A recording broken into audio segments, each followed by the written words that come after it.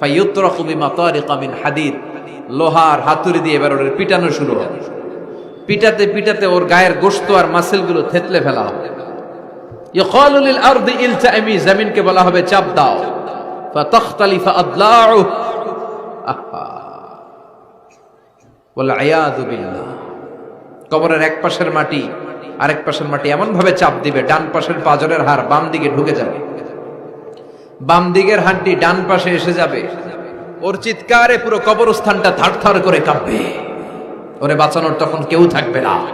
ওর ক্ষমতা, ওর দাপট, ওর হুঙ্কার, ওর অহংকার ওরে বাঁচাতে পারবে না। চিল্লায় বলেন ঠিক কিনা? হাত্তা সা, কিয়ামত পর্যন্ত, কিয়ামত পর্যন্ত এই দুর্বিষহ জীবন সময় তার কাটতেই থাকবে। আল্লাহ, কবরের এই আযাব থেকে তুমি আমাদেরকে বাঁচাও। মাটিতে আমাদেরকে শোয়াই লাগবে, ঠিক কিনা? একদিন মাটির ভেতরে হবে ঘরে, মন আমার কেন বাঁধ দালান ঘর। প্রাণ পাখি উড়ে যাবে পিঞ্জর ছেড়ে, ধরা ধামে সবই রবে, তুমি যাবে চলে।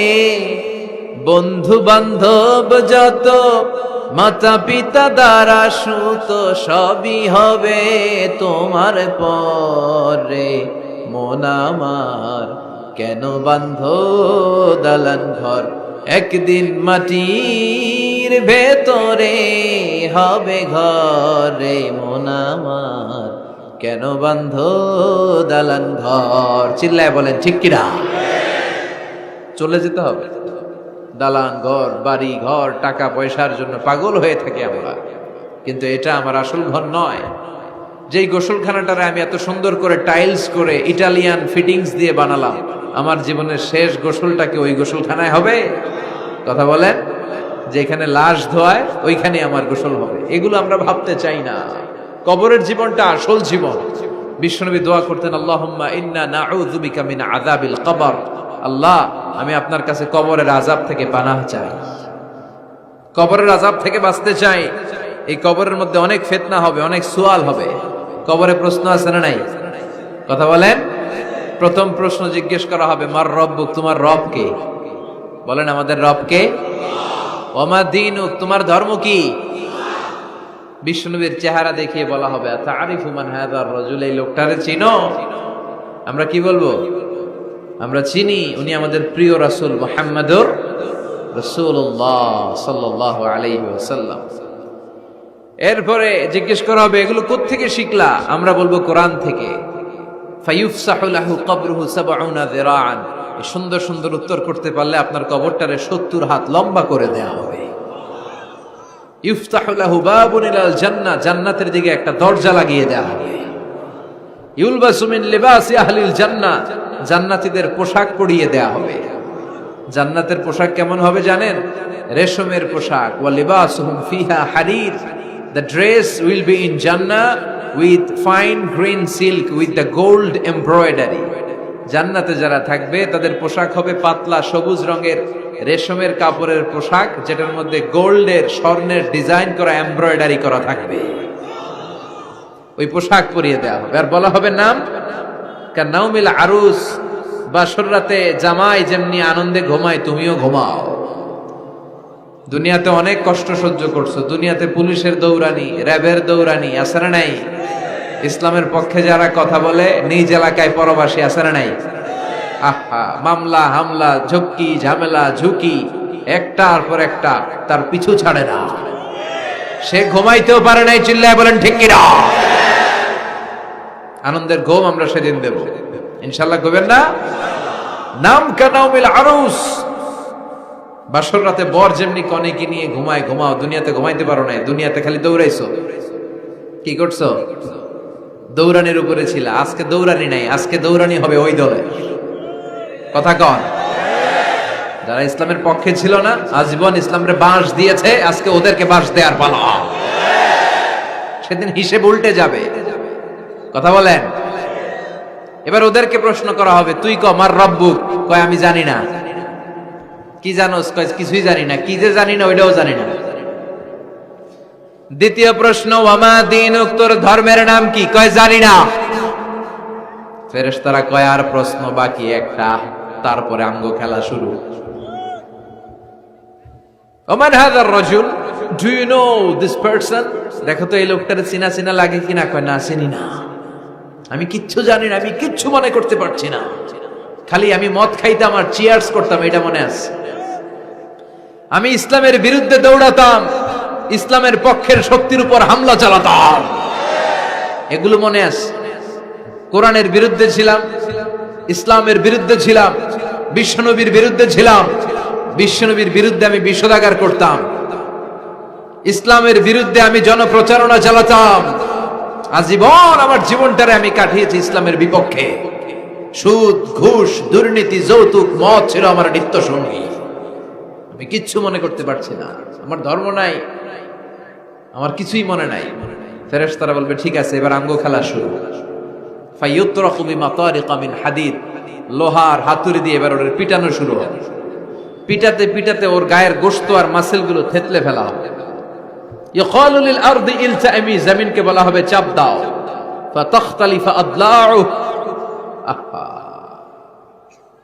ওয়াল আয়াযু বিল্লাহ। কবরের এক পাশের মাটি আরেক পাশের মাটি এমন ভাবে চাপ দিবে, ডান পাশের পাজরের হাড় বাম দিকে ঢুকে যাবে, বাম দিকের হাড়টি ডান পাশে এসে যাবে। ওর চিৎকারে পুরো কবরস্থানটা থারথার করে কাঁপবে। ওরে বাঁচানোর তখন কেউ থাকবে না। ওর ক্ষমতা, ওর দাপট, ওর হুঙ্কার, ওর অহংকার ওরে বাঁচাতে পারবে না। চিল্লায় বলেন ঠিক কিনা? হাত্তা সাআ, কিয়ামত পর্যন্ত, কিয়ামত পর্যন্ত এই দুর্বিষহ জীবন সময় তার কাটতেই থাকবে। আল্লাহ কবরের এই আযাব থেকে তুমি আমাদেরকে বাঁচাও। সূরাতুল মুলক যারা নিয়মিত তেলাওয়াত করবে, আল্লাহর মেহেরবানিতে তাদের কবরে কোনো আযাব হবে না। করতে রাজি আছেন? কথা কয় না। করতে রাজি আছেন সবাই? বিষ্ণুই বললেন এখানেই শেষ নয়, আরো আছে। শাফাআত লি সাহিবিহা, এই সূরাটা কিয়ামতের দিন এই সূরা যে তেলাওয়াত করবে তার পক্ষে সুপারিশ করবে। কোরআন যদি আপনার বিপক্ষে আল্লাহর কাছে নালিশ করে, আপনার বাঁচার কোনো উপায় আছে? আপনার পীর সাহেব আপনারে বাঁচাইতে পারবে? তাইলে আপনার দলের নেতা, কথা কন, কেউ বাঁচাইতে পারবে আপনারে? কোরআন যেমনি আপনার বিরুদ্ধে দাঁড়ালে আপনারে বাঁচাতে পারবে না, কোরআন তেমনি আপনার পক্ষে দাঁড়ালে আল্লাহ আপনারে ফেলে দিতে পারবে না। কোরআন আপনার পক্ষে থাকলে আল্লাহ আপনাকে দয়া করবেনই। বিশ্বনবী বলেছেন ইকরাউল কুরআন ফাইন্নাহু ইয়াতি ইয়াউমাল কিয়ামাতি শাফিআন লিআসহাবি। কোরআন তেলাওয়াত করো, কেননা কোরআনের তেলাওয়াত এটা কিয়ামতের দিন তোমার জন্য সুপারিশ হয়ে দাঁড়াবে। এজন্য বিশ্বনবী বললেন যে ব্যক্তি সূরাতুল মুলক নিয়মিত তেলাওয়াত করবে, এই সূরাটা কিয়ামতের দিন ওই তেলাওয়াতকারীর জন্য আল্লাহর কাছে সুপারিশ করবে। এখানেই শেষ নয়, বিশ্বনবী বললেন খাসামাত আন সাহিবিহা, এই সূরা যে তেলাওয়াত করবে তার পক্ষে আল্লাহর সাথে এই সূরাটা দাঁড়িয়ে তার পক্ষ নিয়ে আল্লাহর সাথে তর্ক করবে, ঝগড়া করবে। আল্লাহ তুমি ওরে জান্নাত দিবা না কেন? ওরে মাফ করবা না কেন? তুমি না গফুর, তুমি না গফফার, তুমি না রহিম, তুমি না রহমান, তুমি মাফ করে দাও। ও মিয়া, সুপারিশ করতেছে কে? সূরাতুল মুলক। সুবহানাল্লাহ কইবেন না? কতক্ষণ এই তর্ক আল্লাহর সাথে সে চালাবে? হাত্তা আদখালাহুল্লাহুল জান্নাহ, যতক্ষণ না আল্লাহ তার জান্নাতে না ঢুকায়। এখানেই শেষ নয়, বিশ্বনবী বললেন মান ক্বারাআ বিহা ফি লাইলাতিন ফাকাদ আকসারা ওয়া আতাবা, রাত্রি বেলায় যে এই সূরাটা তেলাওয়াত করবে ওই পুরো রাতটাকে বরকতময় করে দিবে কে? এজন্য বিশ্বনবী বলেন আমি চাই আমার সব উম্মত এই সূরাটা মুখস্থ করে নেক। আমার চাই আমার ছোট বড় আবাল বৃদ্ধ বনিতা সব উম্মতের হৃদয়ের মধ্যে এই সূরাটা গাঁথা থাক, মুখস্থ থাক, হিফজ করা থাক। আমরা বিশ্বনবীর উম্মত না? কথা কন। নবীর এই আশাটা আমাদের পালন করার দরকার আছে না নাই? আমরা কি পারি না এই সূরাটা মুখস্থ করে রাখতে? মাত্র 30 আয়াত, প্রতি মাসে কয়দিন? প্রতিদিন এক আয়াত করে মুখস্থ করলে লাগে কয়দিন? প্রতিদিন এক আয়াত করে মুখস্থ করলে 30 দিনে এই সূরা মুখস্থ করতে রাজি আছেন? সবাই রাজি আছেন তো? মনে থাকবে? নেক্সট টাইমে নেক্সট ইয়ারে আসলে জিজ্ঞেস করবো যে সূরা মুলক মুখস্থ হয়েছে কিনা। হ্যাঁ, মনে থাকবে তো? আল্লাহ তুমি তৌফিক দাও। এই সূরাটা পড়লে আল্লাহ আপনার দৃষ্টি শক্তিকে খুলে দিবে। আপনার চোখের সামনে কোনো পর্দা থাকলে পর্দাটা সরে যাবে। আপনি আল্লাহর মাহাত্ম্য বুঝতে পারবেন, আপনি আল্লাহরে চিনতে পারবেন, আপনি আল্লাহর অস্তিত্ব টের পাবেন। সুবহানাল্লাহ পড়ায়। অনেকেই বলে যেটা দেখি না তা মানি না। যারা স্রষ্টাকে বিশ্বাস করে না তারা বলে আনসিন ইজ নাথিং, যেটা দেখা যায় না এটা বিশ্বাস করি না। নাস্তিক্যবাদের ছড়াছড়ি আছে না নাই? বাগেরহাটে কোনো নাস্তিক নাই মনে হয়, কথা কন? আছে আছে আছে। এত দাড়ি টুপি এগুলার ভিতরে ঢুকে কেমনে? ওগুলা পিছনে পিছনে থাকে, এগুলা আজীবন পিছনে পিছনে থাকবে। কথা বলেন।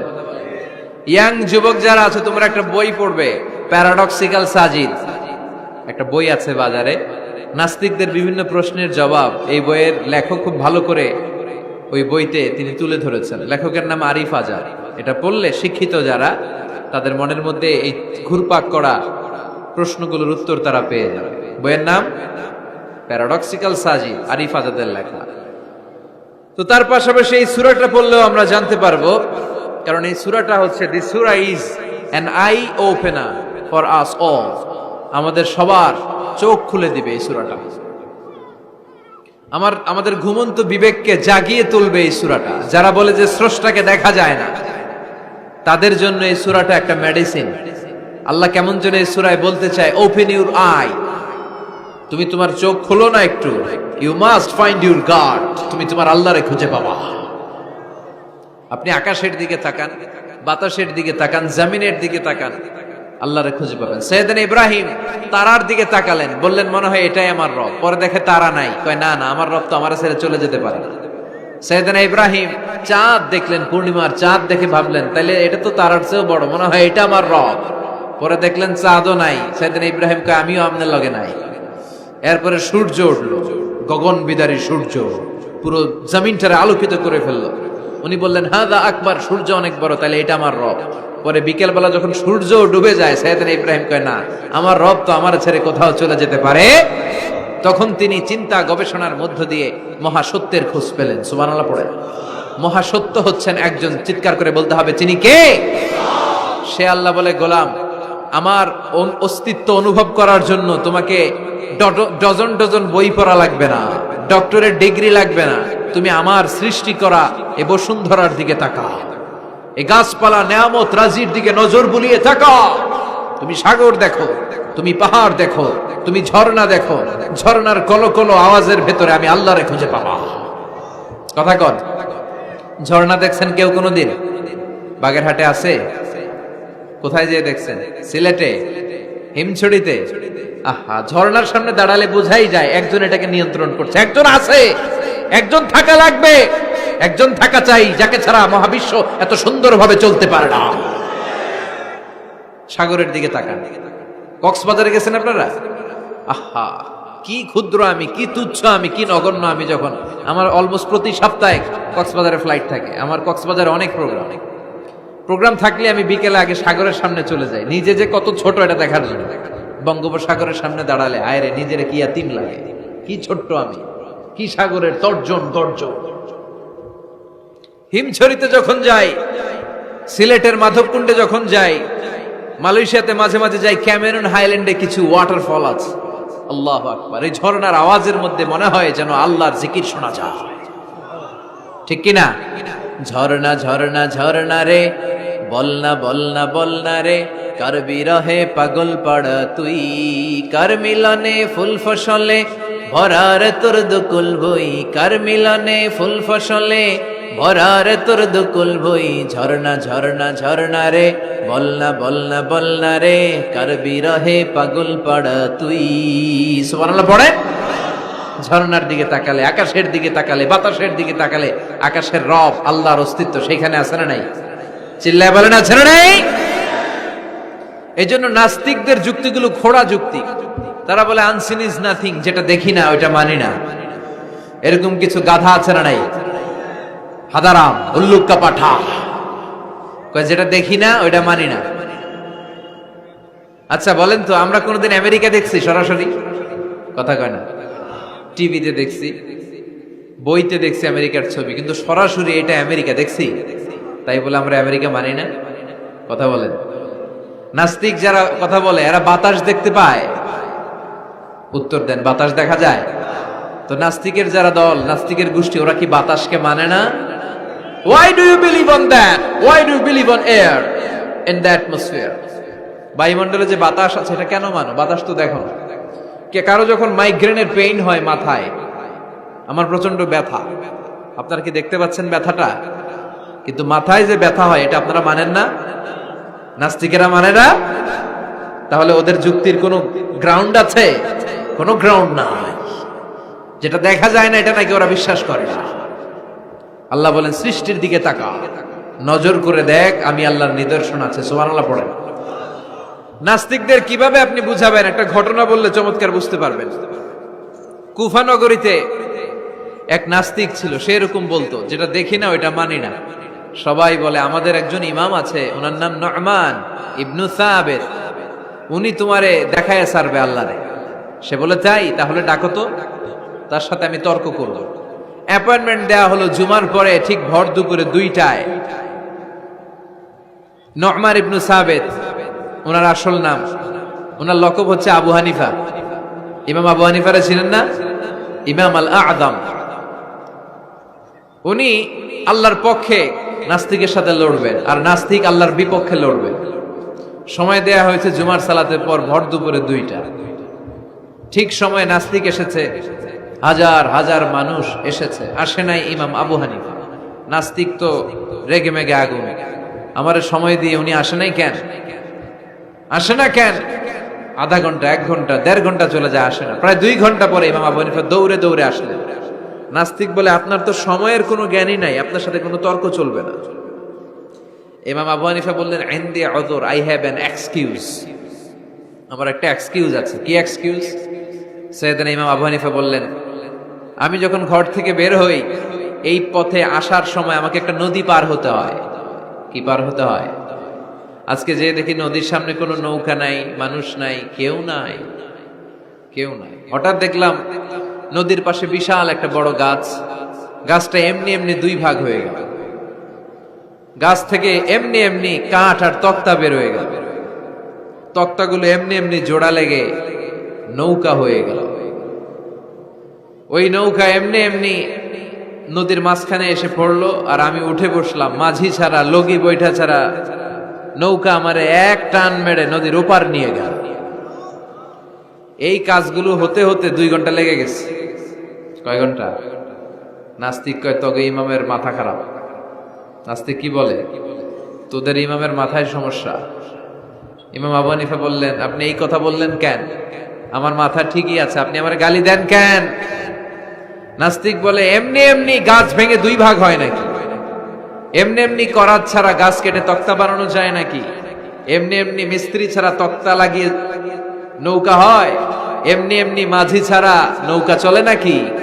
সাইয়েদনা ইমাম আবু হানিফা বললেন, এই তো আপনি লাইনে চলে আসছেন, এখন আপনারে বুঝাইতে খুব সুবিধা হবে। এমনি এমনি নৌকা হয় না, তক্তা হয় না, এমনি এমনি গাছ কেটে 2 ভাগ হয় না, তাহলে আকাশটা কেমন করে এমনি এমনি হলো? এই জমিনটা কেমন করে এমনি এমনি হলো? দ্বিপ্রহরের জলজলের সূর্যটা কেমন করে প্রতিদিন দিনক্ষণ টাইম ঠিক করে সকালে পূর্ব দিক থেকে উঠে পশ্চিম দিকে ডুবে যায়? কেমন করে আকাশ থেকে বৃষ্টি নামে এমনি এমনি? কেউ যদি এটা না করে এমনি এমনি কেমন করে পৃথিবী সৃষ্টি হয়? নাস্তিকের ঘুমন্ত বিবেক এবার জাগ্রত হয়েছে, এবার সে চোখ মেলে তাকিয়েছে। সেজন্য এই পৃথিবীতে এখন নতুন এসেছে, সে নতুন করে আবার পৃথিবী দেখতে লাগলো। তাই তো? সুবহানাল্লাহ কইবেন না? তাই তো? এমনি এমনি তো কিছু হতে পারে না।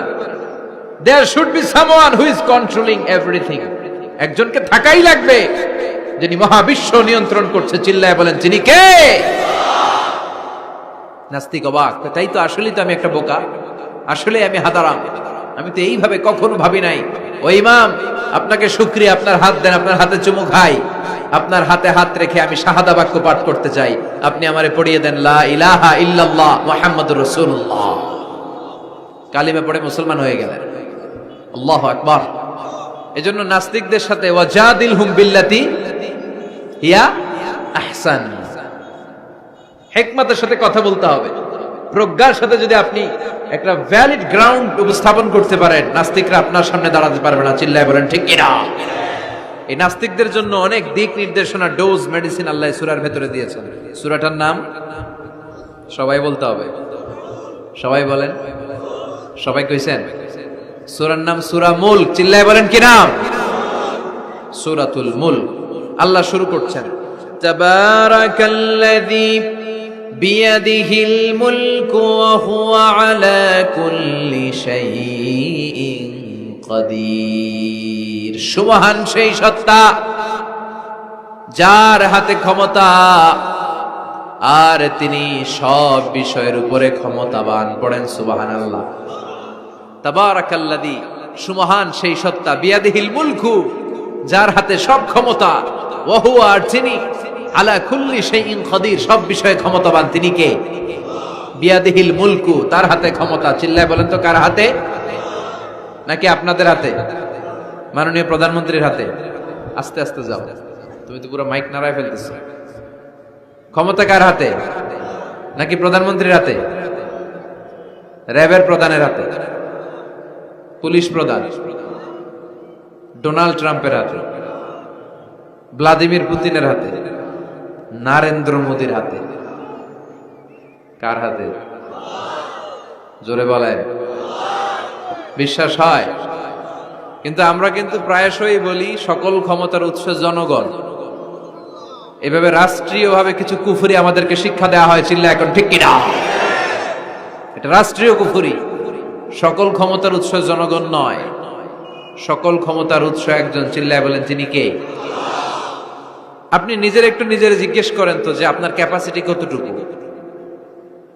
আমার ক্যাপাসিটি আসলে কতটুকু? আমি আসলে কদ্দুর করতে পারি, কদ্দুর ক্ষমতা আমার আছে?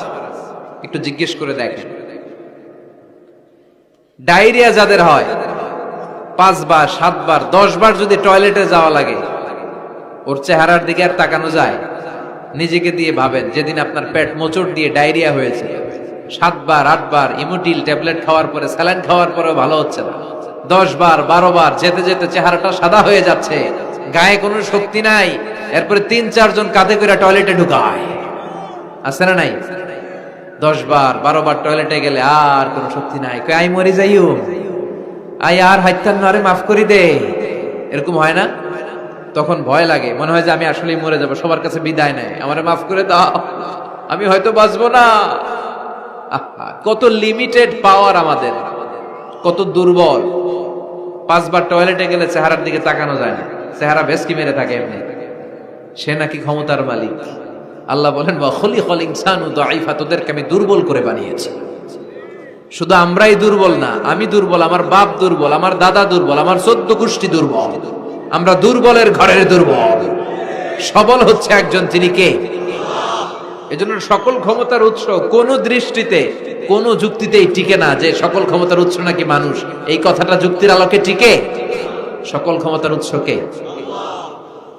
কি ক্ষমতা আছে আমাদের? কোনো ক্ষমতাই নাই। আজকে কেউ যদি পেছন থেকে চিৎকার দিয়ে বলে, হুজুর প্যান্ডেলে সাপ, মজা করে বলছে, এতেই অনেকে খুঁজতেছে কই সাপ, কই সাপ। দেখছেন ক্ষমতার মালিক নাকি আমরা? আর আসলে যদি 3-4টা সাপ ফস করে এদিক দিয়ে ফানা তুলতো, black mamba, king cobra, python, হ্যাঁ, এই সাপগুলো যদি ফস করে এখানে ঢুকতো, আপনাদেরকে খুঁজে পাওয়া যেত? এতক্ষণ স্লোগান চলে, এখন দৌড়, আছে না নাই? আহা, সাপ বাদ দেন, ভাউয়া ব্যাং চিনেন? অথবা কোলা ব্যাং? বাগেরহাটে কি বলে, কি করে? খালি লাফায়। 10টা ভাউয়া ব্যাং, 2টা স্টেজে আর 8টা প্যান্ডেলে ছেড়ে দেওয়া হলো, অবস্থাটা কি হবে জানেন? ভাউয়া ব্যাং আর কি লাভ দিবে? এর চেয়ে বড় লাভ দিবেন আপনারা? এর চেয়ে বড় লাফাইতে লাফাইতে আমরা ভাগবো। এই হচ্ছে আমাদের অবস্থা। নিজেকে একটু জিজ্ঞেস করেন যে how much capacity I belong, কতটুকু ক্ষমতা আমার আছে। আহা, মাঝে মাঝে বাসে যখন আমরা চড়ি, পেশাব চাপে না? কথা বুঝতেছে না বোধহয়। আমরা বাসে করে সফরে যাচ্ছি, পেশাব চাপে না? চাপে।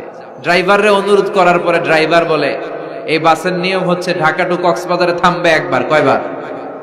আরো 20 কিলোমিটার পরে ওইখানে থামানো হবে। ওই বেটার যান যায় পেশাবের চাপে।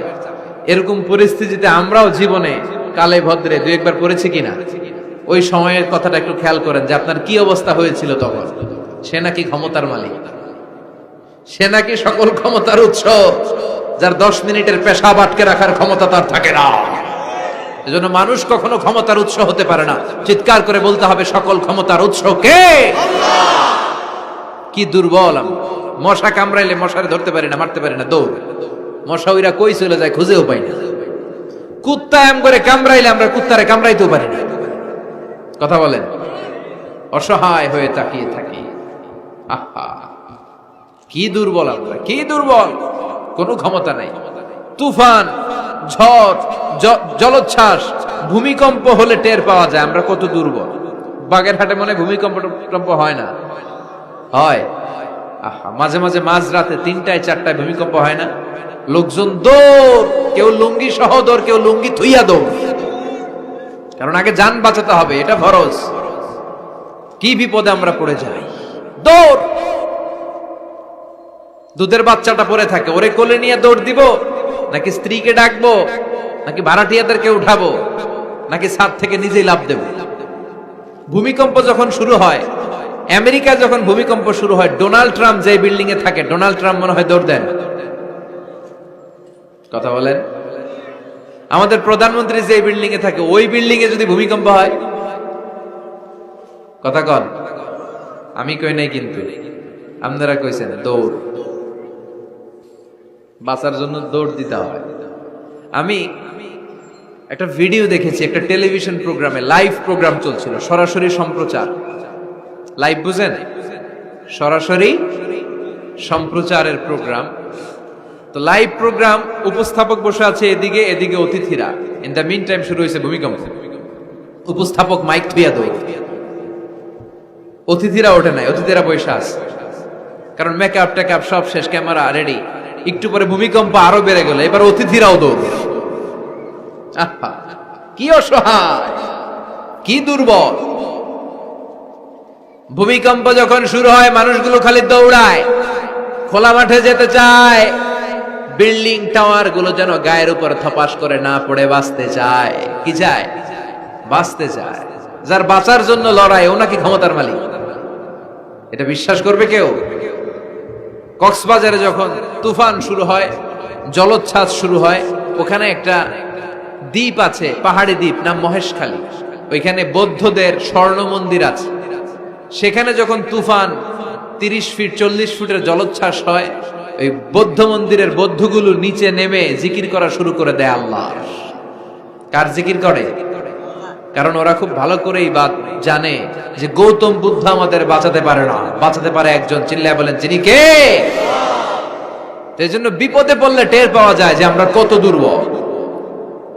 আমি গত পরশু ঢাকা থেকে এসেছি। আমার প্রোগ্রাম ছিল সাতক্ষীরায়। ঢাকা থেকে যশোর নভোয়ারে করে এসেছি।